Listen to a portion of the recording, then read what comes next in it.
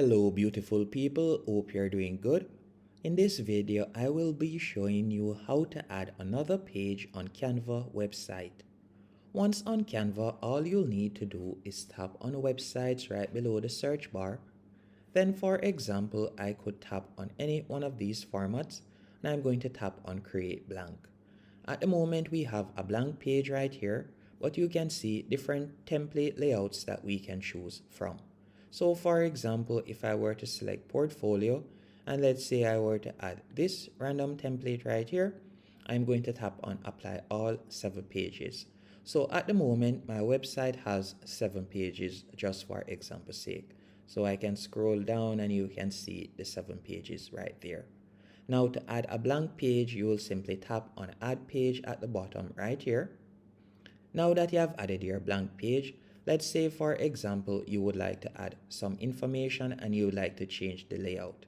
The thing that you will need to do is you'll go over to the left hand menu option and you're going to tap on layouts right here. So after tapping on layouts, we are going to simply remove portfolio from the search bar and you're going to tap on layouts. After tapping on layouts, you can see different page formats that you can choose from. So you can see the different page formats right here. You can also tap on their sub headings. So you can see lists, images. So you can see the different options right there. You can also tap on agenda, pie chart. You can scroll across and you can see the different options right there. You can also tap on contact and you can see, for example, if you wanted to add a contact page, you could tap right there.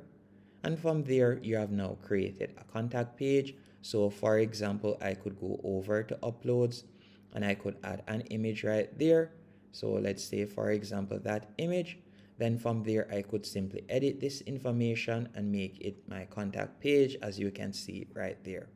Now, if we were to add another page once more, then I'm going to go back once more over here and I'm going to tap on design in the top left hand corner. Again, we can go across. You can see hero image, you can see text block, bar chart, call to action. You can see that there are numerous layout options that you can choose from. So for example, let's say after selecting call to action, you would like to use this format for example's sake.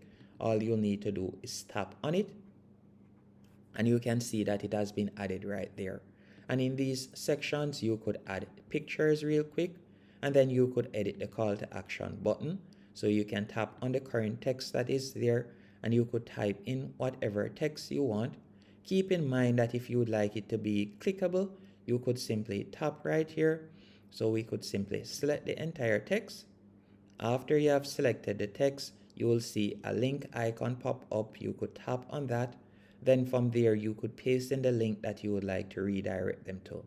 And if it is a case that you would like to do some interlinking, so let's say, for example, you would like to link them back to a particular page, all you'll need to do, once on this section, you could simply select pages in this document. So you can select the pages in this document right here. You could scroll down and you could select page 1, page 2 if you want. So I could simply type in page 1, for example. Then from there, you can see the different pages and you could select a page, for example's sake. So that is how you'll be able to interlink on your Canva website. And you can also edit the page titles by simply scrolling up. You can see the different pages right here. And beside each page, you'll realize that you have a pencil. You could tap on the pencil. Then after doing that, you'll see the option page 7. You could add a title. So for example, let's say this is my contact page. I could type in contact right there. So you can label each page. And you can continue doing this by scrolling up. You can see another page right here. You could tap on it once more and you could edit that page, also that page title. So you can do that with each page, as you can see right here.